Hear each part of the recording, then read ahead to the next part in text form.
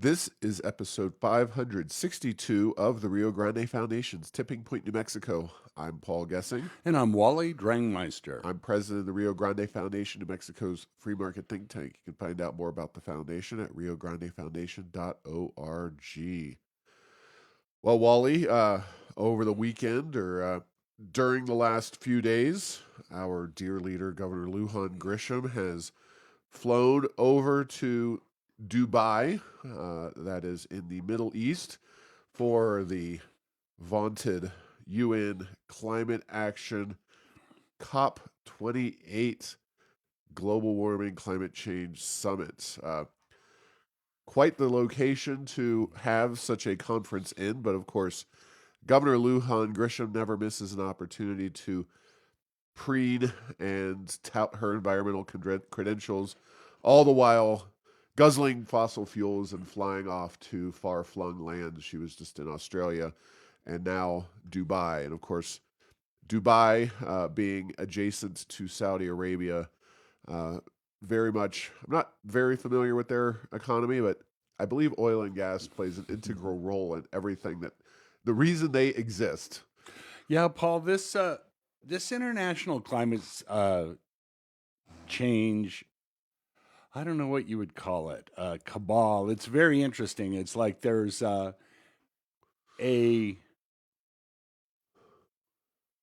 high-mindedness to it. We're going to do this. We're going to do that. But then when you look at it at the end of the day, nobody does anything. Everyone keeps doing what they're doing, and it's just a escalation of rhetoric, but not of action, with the exception of the United States putting, excuse me, more money into the system, and the other countries continuing to do what they are already doing. So it's a very interesting thing, and it's one of those reality and rhetoric are just extremely far apart.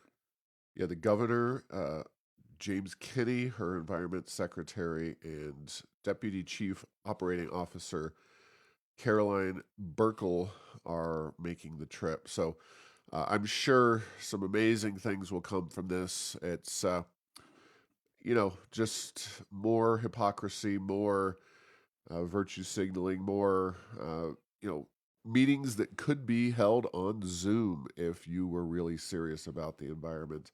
But we all know it's more, at best, it's the United States and New Mexico taking economic hits in order to achieve goals that China and India and other countries that are attempting to grow their economies, get out of poverty, that they are not going to follow, adhere to, that they're not going to reduce CO2 emissions because they haven't. They have continued to massively increase CO2 emissions, China in particular building numerous new coal-fired plants every single year, and I'm sure we'll have good data on just how many they opened in 2023, but I know in 2022 and previous years they've certainly increased their coal power fleet for the purpose of developing their economy. And while U.S. and China may be economic rivals, it's hard to argue with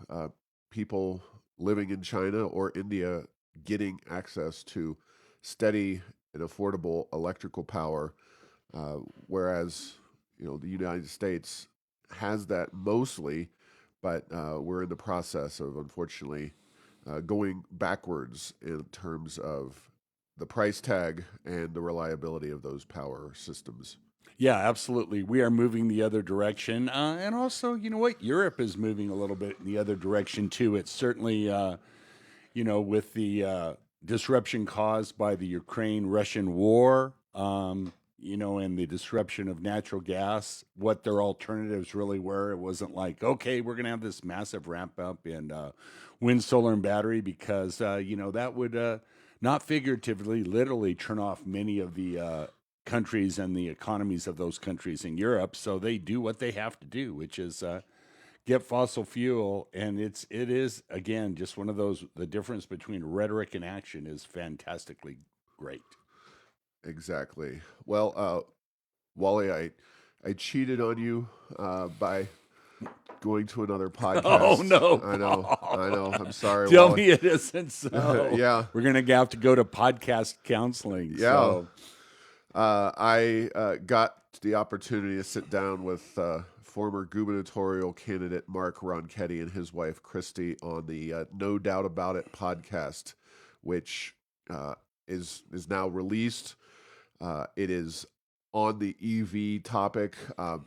It's been a little over a year now since Ronchetti lost the race for governor against Lujan Grisham after he seemed to have taken a couple months off Mm-hmm. and then decided to get into the podcasting business. So it's an interesting show. I've seen several episodes, one with Dick Nipfing, for example, Yeah. the former news guy.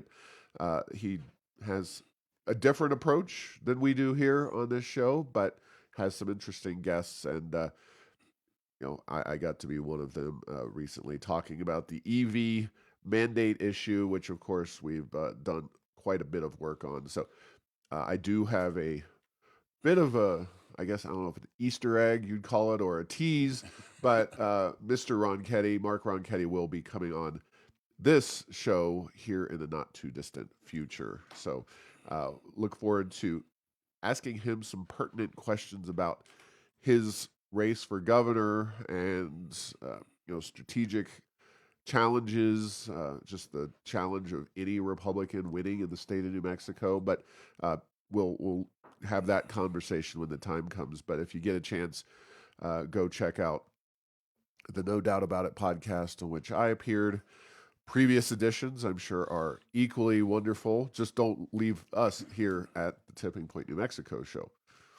So recently, in that vein, relating to electric vehicles, more than 3,800 car dealerships wrote a letter to the Biden administration asking them to, quote, tap the brakes on the EV mandates. Now, while our own governor, our own state is pushing forward on these EV mandates, the Biden administration is doing the same thing, and it's not quite at the same scope or scale, but it is definitely something that the Biden administration is pushing.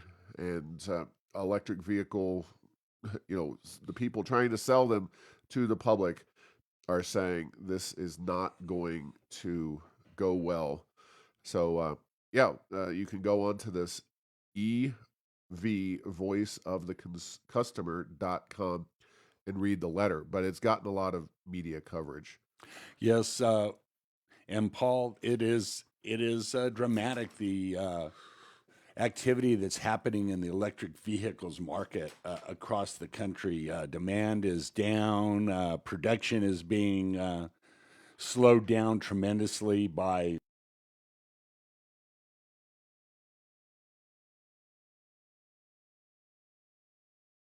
the Segway. It's this two-wheeled kind of standing gyroscope thing that was going to be there was going to be a Segway on every corner. Well, a couple years ago, EVs had that same inevitability, and now they're running into a lot of realities of the marketplace. Mainly, do customers want them, and are they a good enough product for customers to buy? Notwithstanding federal and state subsidies and at least some effort, although, a lot of this problem is going to be very difficult to solve in terms of getting charging infrastructure, because electric vehicle without a charging station is a lot like a internal combustion vehicle without a gas station. It's tough to make it work. So it's going to be an interesting one, but I have a feeling that the rhetoric and the goals are way out ahead of what reality is in this, and we're just seeing it more and more every day.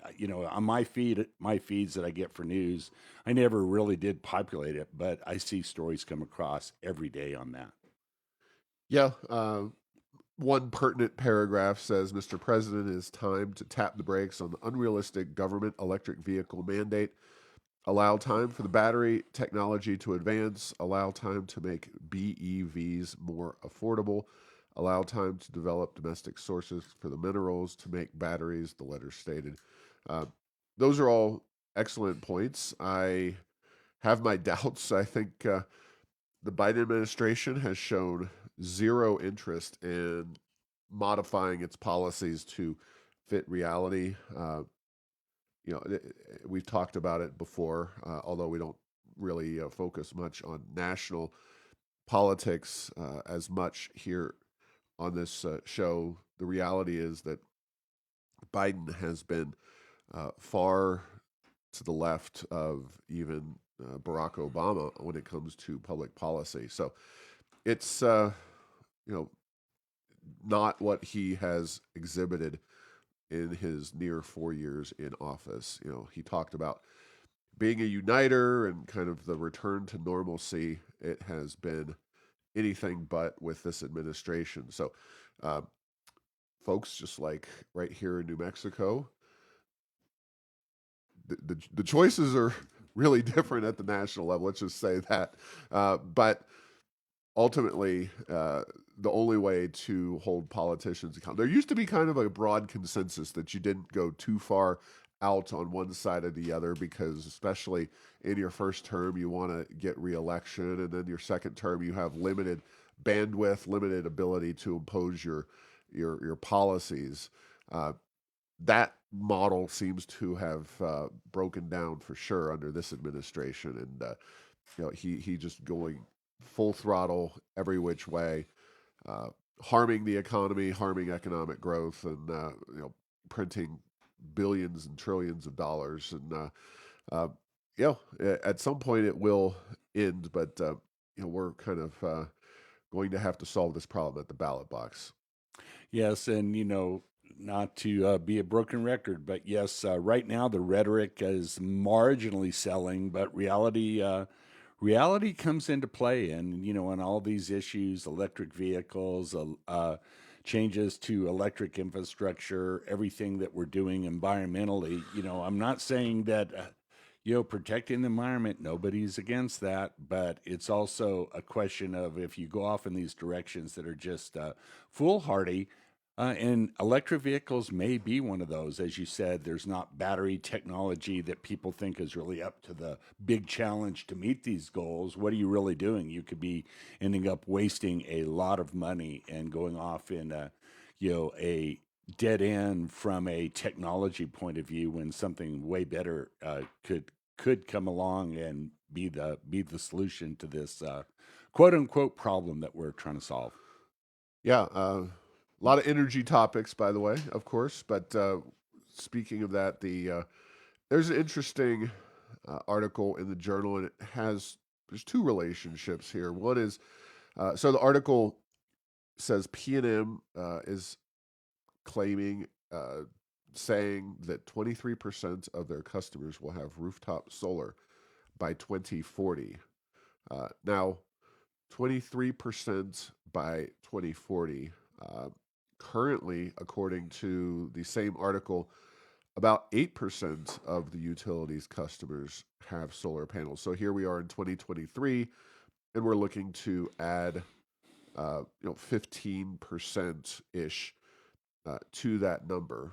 And that's a significant increase. That is a very large number of new families, new homes that will have solar panels, according to P&M, by 2040. Of course, 2040 is 17 years from now, so that's a pretty good long time. And I want to start by contrasting that with the governor's EV mandate. So she's instead saying that we're going to ramp up from 3% to 43% of vehicles sold within the next 3 years, whereas P&M is going up just 15 percentage points by 2040. So a much different, more realistic goal. And, P&M, while we have our philosophical differences with them on things like the Energy Transition Act, they are a company that needs to maintain its credibility in some of these predictions,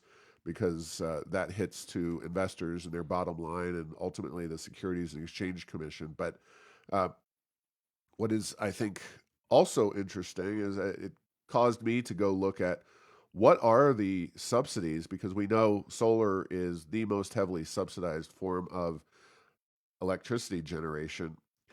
Here are just a partial list, but the main solar subsidies: a 30% federal tax credit. That means that federal taxpayers pick up 30% of the cost of the panels when they're installed in your house. 10% New Mexico credit, which works the same way, except for New Mexicans are eligible up to $6,000, which is still a lot of money. Now, one other thing is that there is an annual cap on that, and some people widely reported in the news media have not been able to get their 10% credit, but have installed those solar panels, and it's not a credit that you're eligible for into the future. You're kind of 1 year, and you either get it or you don't, which is a goofy system, but welcome to government policymaking. Number 3, no gross receipts tax is charged on solar panels or their installation. So that's, whether it's an outright subsidy or not, it is in line with very generous policies towards wind and solar, or solar in this case. It just, I think, if we did not, film is unique because they get money back from the state, but if you were to exempt a particular business or industry from the gross receipts tax, a lot of people would call that a subsidy. Right or wrong, I think it's a borderline area. It is a benefit. Let's put it that yes. way. It is a benefit to the industry. It is a very unique benefit, yes. Not many industries at the consumer side of things pay no gross receipts tax whatsoever. And then finally, the value of solar panels is not added to a home's value. So theoretically, when you buy a new home or you buy a new feature and add it to a home, it increases the home's value, and your property tax that's not the case when it comes to solar panels. Now, there are other benefits and things that the solar industry specifically gets, but that's a very generous number right there. 40% essentially of your system can be paid for outright by the taxpayers. Net metering is another, and I'm still working on exactly how generous, and maybe you have an answer to this, Wally. In a lot of places, net metering, so that means that if you generate too much or more than you can use electricity at any given time, you can sell it back to P&M, and P&M has to accept it, or P&M or whatever utility you're dealing with. And the question is, oftentimes that electricity flows back at times when P&M doesn't need it, because it's just whenever the generation level is more than you're using at your home. What rate are you selling it back to the utility? Is it at the residential price, or is it at the wholesale price? If it's the wholesale price, then you're not getting very much back from that, and P&M's not out too much money. But if you're getting the retail value for that electricity, that is a very generous subsidy. So anyway, and my understanding on that is it is closer to a wholesale price. Okay. I'll do more research. I know when they first came out with their solar panel kind of net metering, the price that they were paying was much higher, and P&M realized really soon, sooner than government realizes on these things. It's like, oh, we keep that up, it's going to bankrupt our utilities, so we can't pay that much. And one of the things about solar is there's this thing called the duck curve. In the middle of the day when the sun's up, that's when there's a huge amount of excess solar power. And then what happens without batteries is it's becomes actually more of a problem than it is a benefit. So there's a lot of issues on that. So yeah, I can look those up, Paul. Having spent my time, unfortunately, singeing my brain in electric and natural gas rate matters, I can do an update on that here in the near future. Okay, well, that's good to know. In some places, they do have retail rates handed out to customers on net metering, and that is a massive subsidy. The wholesale price is much more reasonable. Yeah. So any thoughts on P&M having 23% of their customers with rooftop solar by 2040 and the subsidies that they get to deploy that? Yeah, I think, first of all, it's interesting that when you're an entity that's held for some accountability, you don't put in, if the government was making that claim, they'd say, oh, it'll be 100% by 2040 or 2050. I think it's doable depending on the structure, but there's a lot of challenges out there. I understand that there's more and more subdivisions or areas that the feeders aren't sufficiently large to take the power back into the larger grid, and so there's some limits there.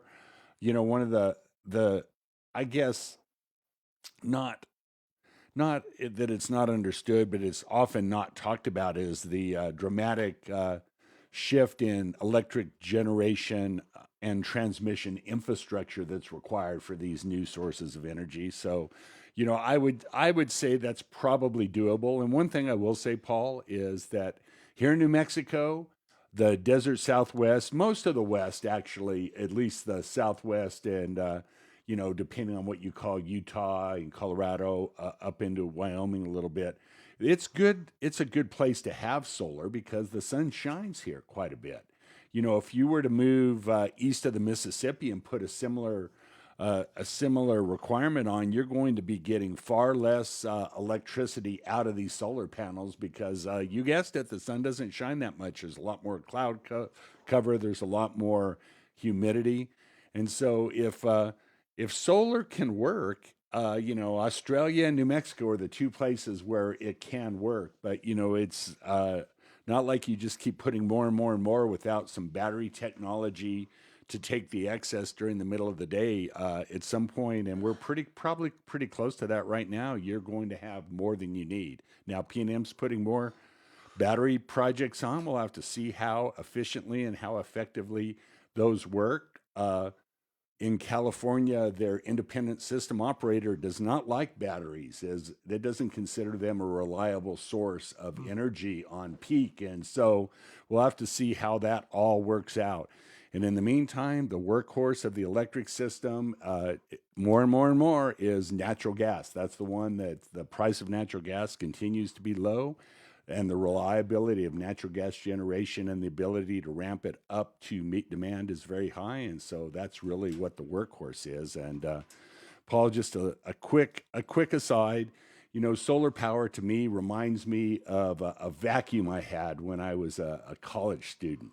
And you try to vacuum and you kind of get close to the baseboard and there's a lot of stuff there and it wouldn't pick it up. So you pick it up and put it in the middle of the room and maybe it would vacuum it. Well, solar is like that. It doesn't not quite up to the job, but we're kind of making it into maybe more than it is. We're picking up the pieces of fluff that it can't get to, the kind of needs that it can't meet, and we're in the short term pretending that it does it. And so we'll have to see how all this plays out. But if it turns into something where the lights start to go out, the prices start to go up, and people say, oh, this isn't working, it wouldn't be the first time that policy has gotten ahead of technology and reality in the energy industry.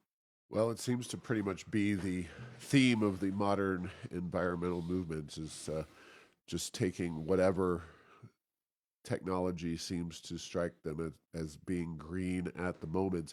With that always changing, of course, because it wasn't that long ago when the Sierra Club and major environmental groups supported things like natural gas as a transition fuel. But that was before the fracking process made natural gas very inexpensive, even with half the CO2 emissions of coal. The environmental groups now vehemently oppose natural gas and its use in anything pretty much. So obviously Heinrich and the gas stoves we've talked quite a bit about.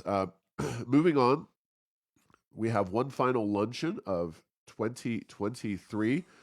The Rio Grande Foundation is hosting Gabriella Hoffman. She is an expert on energy issues and conservation. She's the director of Center for Energy and Conservation at the Independent Women's Forum. She's, on the younger side. She's somebody who is, I think, of the maybe millennial or even younger mindset, but somebody who's very knowledgeable about the issues. And she has testified in legislative bodies and spoken very well on land use issues and property rights, along with the 30 for 30 concept, which is something that uh, I think a lot of people in New Mexico and Western states are very concerned about, given the already massive footprint that the federal government has, and not just the federal government, but the state government as well. So the event is at the Indian Pueblo Cultural Center. It's a luncheon, December 12th. That is a week from Tuesday. The Indian Pueblo Cultural Center is at 2401 12th Street Northwest in Albuquerque. You can sign up at the Rio Grande Foundation. Prices, we're knocking them back down a little bit. $35 per ticket, which gets you lunch. And the one of the reasons we are at the IPCC is they have delicious food there. So come check out Gabriella Hoffman, an issue that is of critical importance to uh, the United States, but especially Western states, especially places like New Mexico. And we talk about socialism a lot, and the West is, by definition, heavily socialized because so much of the American West is owned by the government. When you think of socialism, it is government ownership of the means of production. There is no more basic means of production in the American West than the land we all live on. And you can certainly make the case that Yellowstone, Yosemite, Glacier, a lot of these places are worth preserving. Maybe the federal government's not the best at managing them, but we can keep them locked away and leave them available for wildlife and other creatures and environmental tourism, that kind of thing. But there's a lot of federal land out there that is simply not of the Yellowstone or Yosemite caliber, and the federal government keeps taking more and more and making it harder and harder for private landowners to survive throughout the American West. So you don't want to miss Gabriella Hoffman on December 12th at the Indian Pueblo Cultural Center. Well, Paul, that sounds like that will be interesting. I'll be interested in what she has to say. And just, along that line, you nailed it. Is like, maybe forests and places like that, having those socialized like they are in the West might be a good thing. But there's a lot of Bureau of Land Management land that, man, it would sure seem like that would be better off in private hands than in public here, like it is in New Mexico. And then the other thing is just to compare most of the Western states, assuming you consider Texas West a Western state, it is the exception because how it came into the Union, it has very little public land where, New Mexico, Colorado, Arizona, Utah have huge amounts, relatively speaking, that are even open and available for private activity. Yeah, for the purposes of this, I don't consider Texas to be a Western state. Okay, if it is, it's the outlier. Yeah, So. the line really goes, and it's a pretty stark line there. If you look at a U.S. map, North Dakota, South Dakota, Nebraska all share the same line Right. as a western border. Colorado kind of scoots out into the east, but if you've been to Colorado, you know that Colorado really the Colorado people think of starts around Denver and goes west.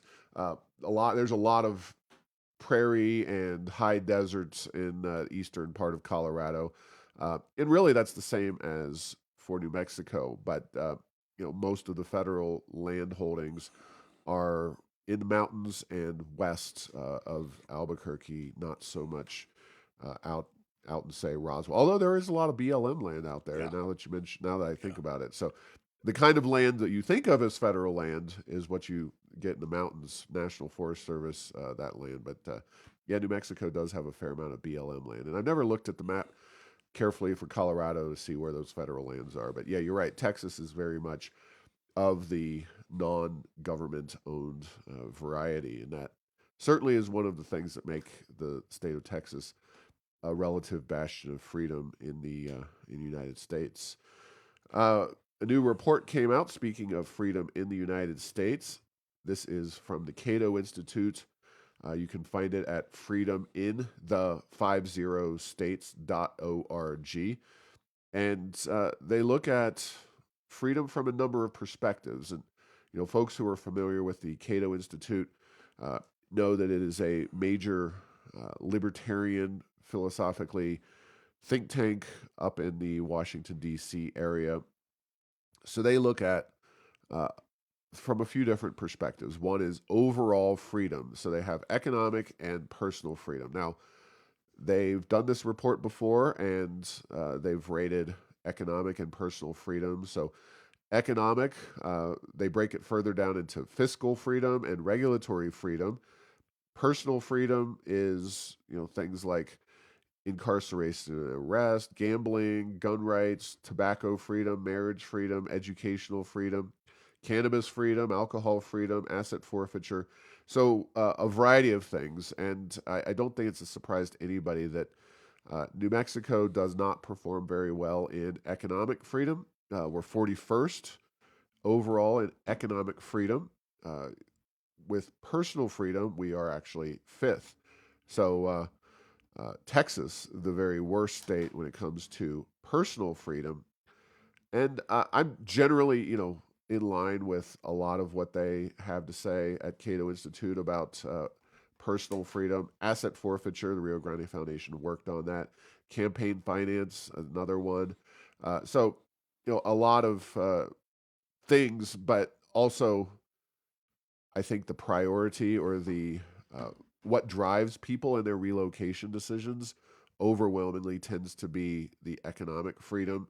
Personal freedom is in the report not listed as not weighted as heavily, nor is it, do I think, quite as big of a factor because ultimately people want to be able to live and afford the items they need and create a good life for themselves and their family. Personal freedom, while many of these are critical issues, I mean, we're talking gun rights, we're talking educational freedom, and the ability to keep your stuff and not have the government take it through asset forfeiture. So they are important issues, but ultimately, when push comes to shove, people tend to prioritize economic freedom. So in the area of fiscal freedom, that means taxation and the size of government, we're 39th in New Mexico. Regulatory, we're 36, uh, which leads to 41st in overall economic freedom. Now, in overall freedom, when you combine the economy and personal, we're 35th. So, very much overall behind our neighbors.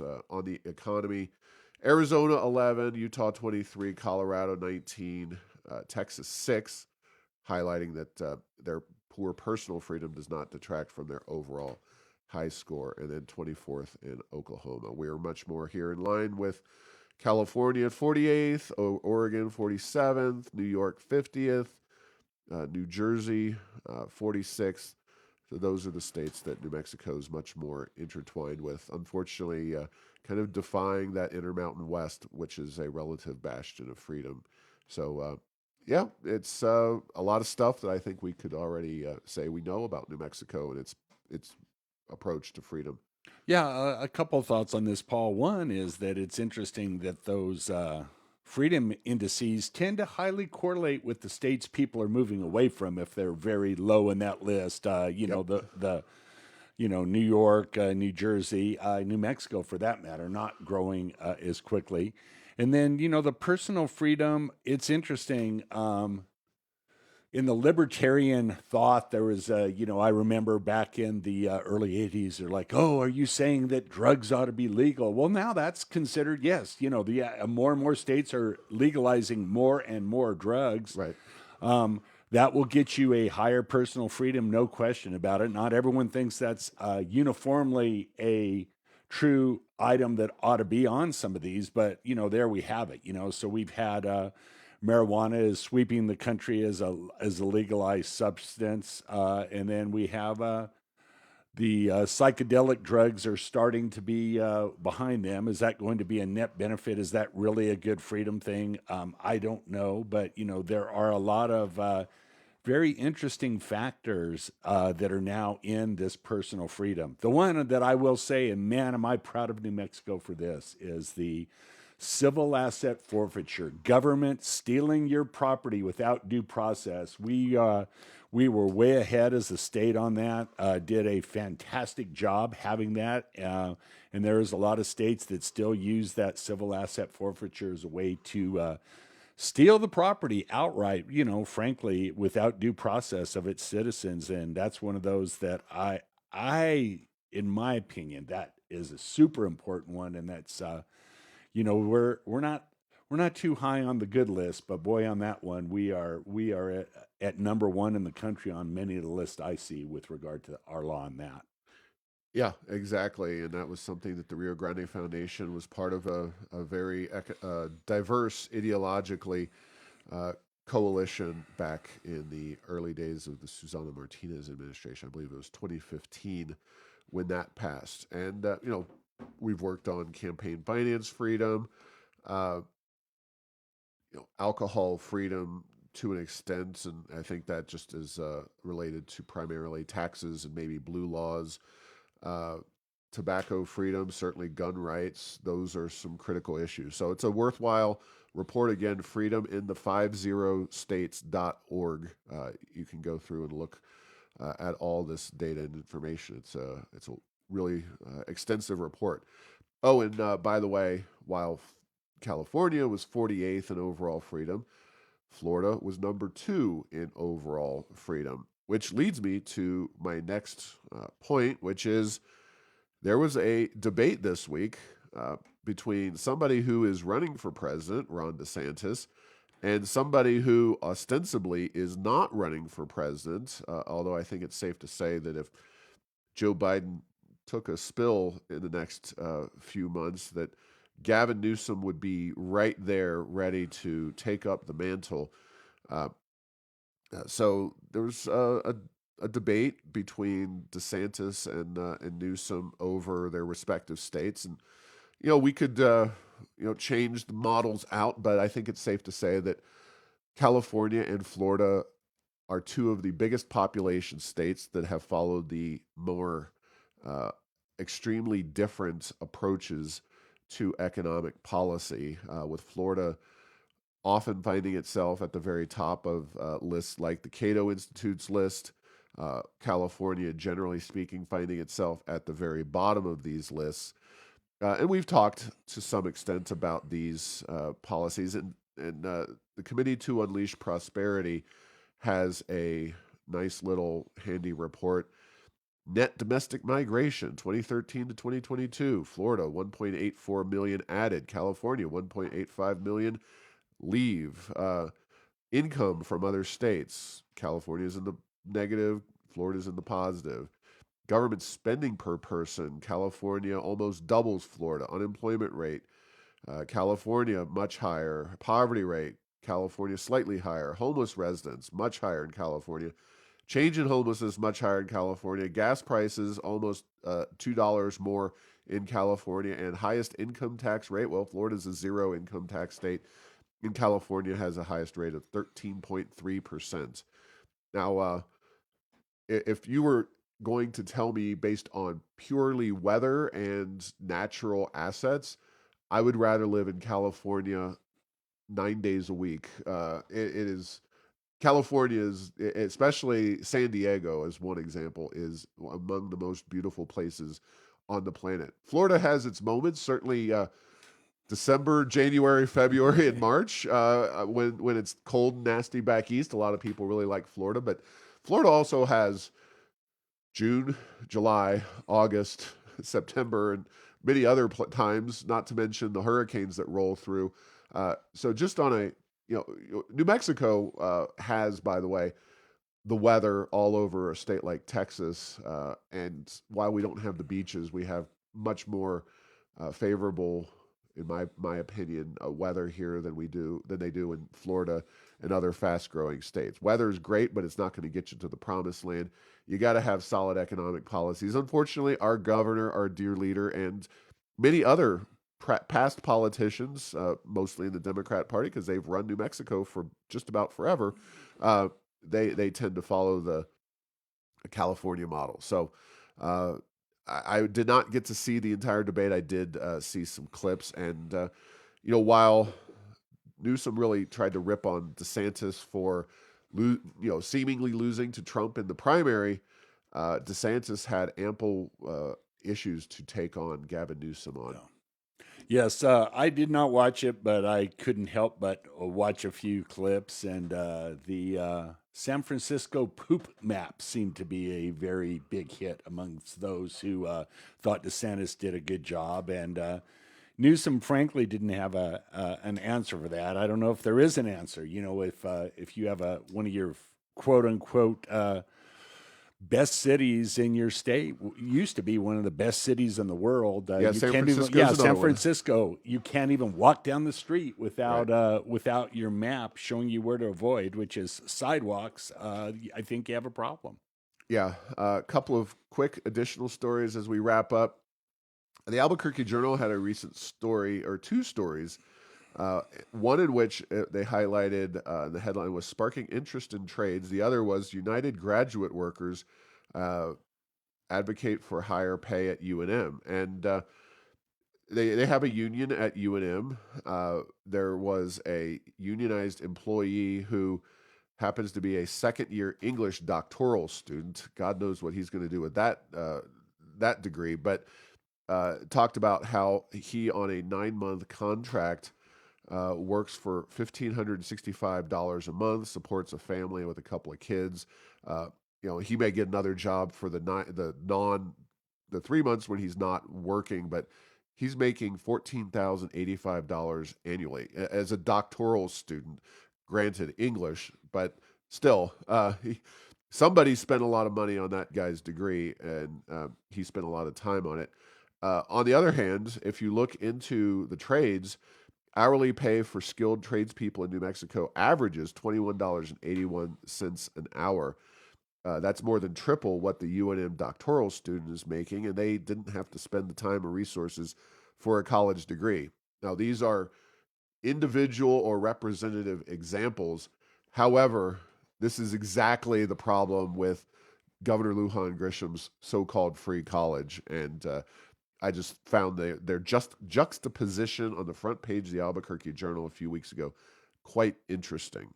Yeah, it used to be that if you were a liberal arts major, there's a period where, you're not going to make much money in your career. Now, through unions and other things, they're trying to make it where I need to make more money, so give it to me. So, yeah, it's like you say, even if they get more money for grad students during their graduate studies time, that does not translate into a permanent career.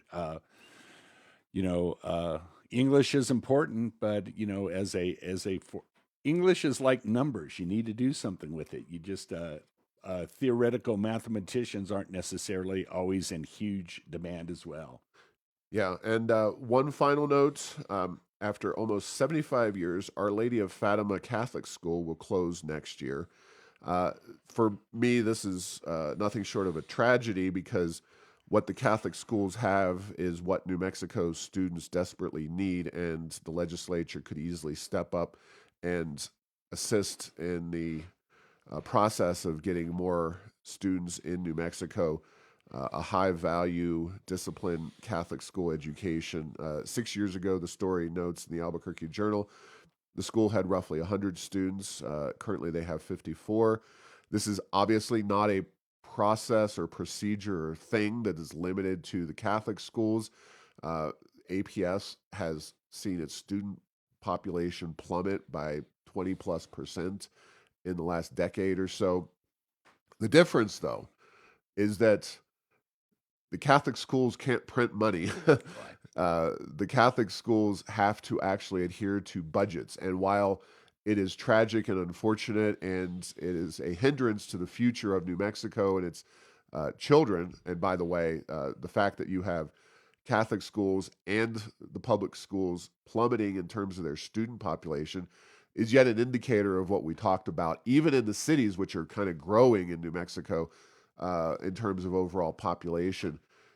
New Mexico, the United States, a lot fewer children and a lot more elderly, and that bodes ill for a variety of things that we could talk about. We could do a whole population-based show, but the fact is that yes, this is a tragedy. Yes, the Catholic schools do a great job. As both a graduate of schools in Ohio and somebody who sends their children to Catholic schools, I think it is very unfortunate. But more importantly, uh, they have the will and the necessity of actually making tough financial decisions because they don't have unlimited funding coming in from the government, and especially the fat and happy government that we have now with all the oil and gas money. So just highlighting something I think people will miss in that story. So a reality-based budgeting decision by the Catholic schools. So we'll leave it there. Thanks for listening to this week's episode. Find all episodes at tippingpointnm.com or at the Rio Grande Foundation's YouTube channel. Subscribe to the show at Apple, Stitcher, or tell Google Home to play Tipping Point New Mexico. Thanks to Path 3 Marketing for producing this show.